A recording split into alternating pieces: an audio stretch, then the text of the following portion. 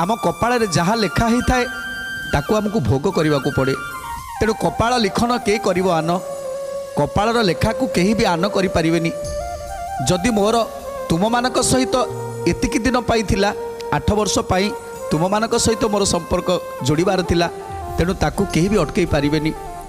तबे तो निश्चित भाव में जानी आज आमे जहाँ को निजर करिथिबा तार जिते समय हो सी चली दुनिया छाड़ी चली से आमे क्या दोष दियंती आमे क्या दोष दबा ना ये केवल तार कपाल लेखा जाइथिला से एतिकी दिन पाई आसीछि तेणु आमे क्या दोष दबा।